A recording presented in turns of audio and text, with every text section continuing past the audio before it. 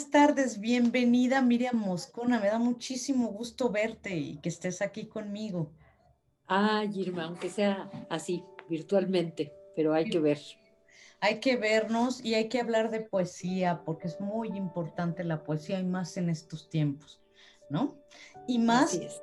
la muerte de la lengua inglesa. Quisiera que me platicaras, Miriam, ¿cómo es que se te ocurre a ti empezar a desmontar, porque yo así lo leí, no sé si esté en lo correcto, estos mitos de muertes trágicas, suicidios, etcétera, de escritores ingleses? ¿Cómo fue la idea?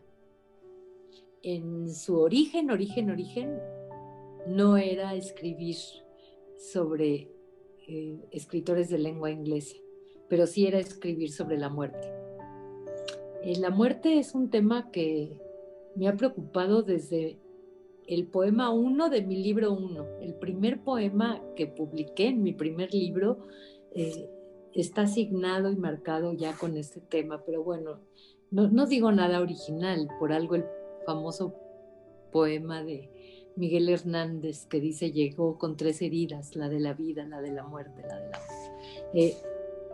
¿Qué poeta no se ha ocupado de todo eso? Bueno, eh, y por lo que te decía es que en un principio yo tenía una idea eh, más clara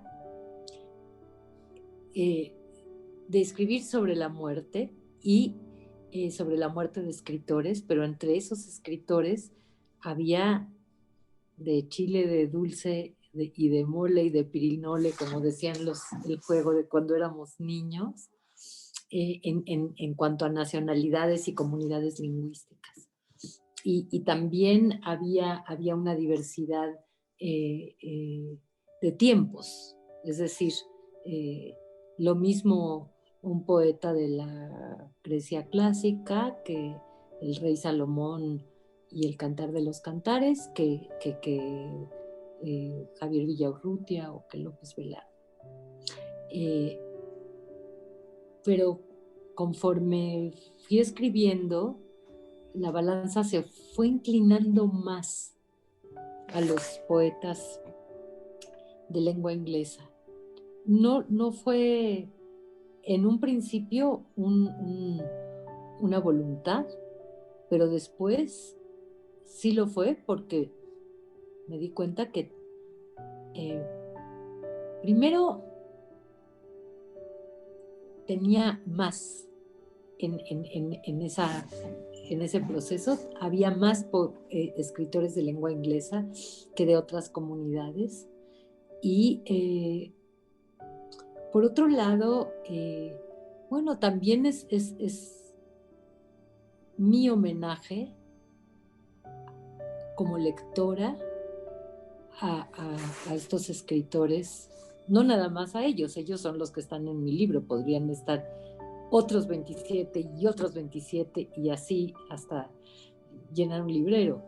Yo no fui coleccionando muertes trágicas, fui coleccionando escritores que me interesaban por una cosa y por otra, pero el balance fue así y pues yo no iba a servir de sedazo en ese sentido, así se fueron acomodando de verdad. Y fíjate que mi siguiente pregunta, discúlpame, Miriam, era cómo se hizo la selección final, cómo hiciste tú la selección final. Dices, primero eran poetas, luego fueron ingleses, ahora, ¿cómo quedaron estos 27? ¿Por qué ellos y no otros? Ellos y ellas y no otros. Pudieron haber sido otros, pero para empezar, había más que fueron saliendo porque no me gustó el resultado, porque me parecía que lejos de agregar se disminuía. Tenía yo un poema bien largo, el más largo de todos, que era sobre Lord Byron y que no está aquí. Lord Byron, tú podrías escribir 27 poemas sobre 27 momentos de la vida de Lord Byron, porque de veras tiene una vida aparte de su obra, ¿no? Es una vida que no se puede creer desde su infancia, desde su parte militar, desde lo que pasó con su cadáver, desde lo que después pasó cuando lo sacaron desde la tumba, en fin. Se me fue de las manos. Se me fue de las manos, sencillamente.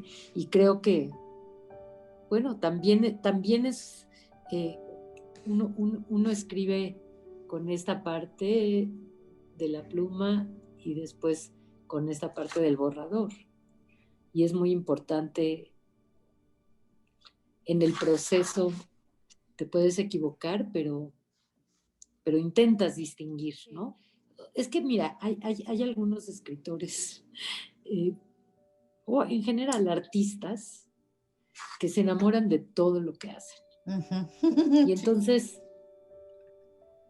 su ojo crítico hacia lo propio no existe.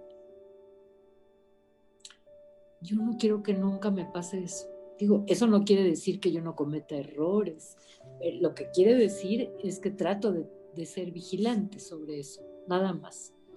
De que se te van cosas siempre. Porque esta conquista de la escritura es algo que siempre está en proceso. ¿No? Sí, que no acaba nunca. Miriam, y me encanta también que no puedo dejar de ver que hay cierto sentido del humor también en esta poesía. O sea, aunque sean poemas que tienen que ver con la muerte, sobre todo aquellos que hablan de la lengua en sí, que no hablan de un escritor en específico, sino de la lengua inglesa, estos que se llaman anatomía clínica de la lengua inglesa. No sé si es un mismo poema o son distintos, pero cuéntame cómo es que juegas con el sentido del humor y en ningún momento se siente no, solemne y pesado, pues, aunque estés contando cosas terribles, cosas muy fuertes. ¿Cómo le haces? Me siento muy halagada por tu comentario porque qué bueno, qué bueno. Para empezar, soy mexicana y crecí con la muerte y el azúcar pegadas, ¿no? Aunque la muerte, sobre todo en estos días, ¿quién iba a pensar que mi libro iba, digamos, a tocar tierra en el momento en que la muerte se ha convertido en, nuestro pan de cada día? Y la sensación cuando entras a una red social de que vas caminando sobre un cementerio.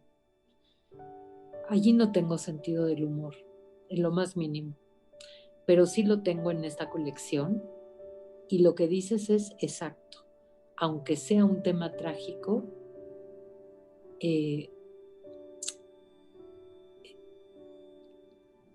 hago todo lo que está en mi mano por sacudirme la solemnidad.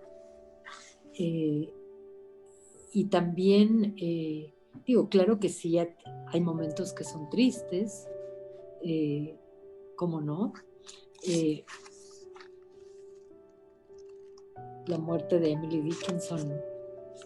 Ay, sí. Me duele. Tristísimo. Sí, sí, sí. A sus 55 años. No sé, a veces me pregunto, ¿ella sabía que estaba inaugurando la poesía moderna de su lengua? No lo sé. Probablemente sí era muy inteligente. Aunque no había publicado prácticamente. Fíjate. ¿Hiciste entonces una investigación también, aparte de lo que ya sabías de los poetas, Miriam? No, desde luego, hay mucha consulta, por supuesto. Sí. Digo, no quiere decir que ninguno de estos poemas lo escribí así, hay muchos que se escribieron casi solos, ¿no? Pero sí, por supuesto que sí. Y yo soy una defensora de la investigación para la creación. He dado talleres que tienen ese título. Los poemas se arman de muy distintas maneras. Muchas veces en una entrevista te preguntan, ¿y cómo armaste tal cosa? Entonces, bueno, tú por armar una respuesta dices, tal sentencia o tal otra, pero los poemas nacen de distintísimas maneras. Y también los proyectos se arman, se van armando a veces más allá de tu conocimiento, ¿no? Anda uno un poco a ciegas, como con la luz apagada, tocando por aquí, por allá, para ir avanzando, y de pronto, ¡pac!, te das cuenta que has salido a un camino que no era exactamente el que tú pensabas, como me pasó creyendo que yo escribía de tal cosa cuando estaba escribiendo de otra. Y eso es padrísimo. Perderse es muy importante, creo yo, en la creación en general, no nada más para la poesía. Y entonces te perdiste en estos poemas, en la escritura de estos poemas. ¿Te fuiste perdiendo y encontrando? Pues sí, cómo no, cómo no. Y fui también recreando escenas, digamos. O sea, hay datos duros. Los datos duros no están inventados. Ninguno. Hemingway se murió de esa manera, Anne Sexton se murió de esa manera, Hart Crane se murió de esa manera, pero hay una recreación. Si no hubiera recreación, pues no serían. ¿A dónde estaría la invención y la creación? ¿No? En fin, y también hay, por más que yo hubiese leído, qué sé yo, a Catherine Mansfield o a Emily Dickinson o a Robert Lowell o quien me pongas, pues claro que eso sí, volví a todos y cada uno de ellos. Y en ese sentido, también la escritura fue para mí una lectura que vuelvo a agradecer. Dice, una escritora es esencialmente una espía. Está en cursivas, eso es de ella. Y yo tomo esa sentencia, y a través de esa sentencia jalo digamos, ese estambre y lo llevo a otros lados. Hay cosas de Denise Levertov, una poeta increíble y con una vida increíble. Y allí, pues no sé, tomo a veces el dato de su enfermedad, de la enfermedad con la que murió, que fue el linfoma. Y digo, un ritmo no es un timo, es una forma de versar. Esos regalitos que encuentras o reencuentras. Es increíble que Pound, ese poeta tan importante, ese gran formador de poetas, ese hombre miserable también en cuanto a sus ideas políticas, ese antisemita activo, lleno de prejuicios, haya escrito en su canto 95, y el hombre que persigue el bien hace el mal. Es increíble, ¿no? Ese autogol de medio campo que se aventó, ¿no? Sí. Oye, yo no quisiera despedirme sin decirte que además con estas ilustraciones de Alejandro Magallanes, bueno, es un tesoro. ¿Qué tal, verdad? Son un tesoro absoluto. Me siento de lo más agradecida, afortunada de trabajar con Magallanes one more time, porque no es la primera vez, y ojalá que tampoco sea la última. Qué bien. En donde él ve cómo dialoga con el libro. Además, de veras que la edición de Unam Almadía es una chulada, porque lo resolvieron muy bien. O sea, hicieron casi como un librito adentro del libro, con otro papel, ese papel que puede traducir mejor los dibujos. Sí. Que además se parecen muchísimo, ¿no? A sus dueños. Emily Dickinson, está preciosa. Ay, sí. Y el Agatha Christie es parecidísima. Sí. Y todo, bueno, Me encanta, pero me encanta todo, no nada más los dibujos, es todo su sentido del humor. Mira, yo no sé si esto las nuevas generaciones lo entenderán, pero es lo primero que English se ve leather. cuando abres el libro. Es Sí, una loción que seguramente, no sé, supongo que ya no existe, ¿no? English Leather le llama él, qué sí, bárbaro. O sea, no le llama, así se llama. Y luego él solito dialoga, porque empieza diciendo, ¿Are you sure? Y sí. termina diciendo, contestándose a sí mismo, oh yes, indeed. Es increíble. Alejandro Magallanes le da alegría a la Sí, edición. Yo creo que él se conectó con el humor que tienen también algunos de estos poemas y bueno, eh, él que es un creador que siempre tiene un ojo abierto y otro cerrado, que es lleno de guiños, de provocaciones, pues de veras que para mí es un privilegio tenerlo como dupla, ¿no? En la edición de La muerte de la lengua inglesa. Pero en general son poemas conversacionales que me gustó sí. también muchísimo explorar ese tono de voz, que no lo tenía en libros de poesía anteriores. Pero Muchísimas gracias, Miriam. De verdad, me encantó el libro y te agradezco mucho gracias, tiempo. Irma, gracias porque se nota que eres una lectora atenta. Gracias.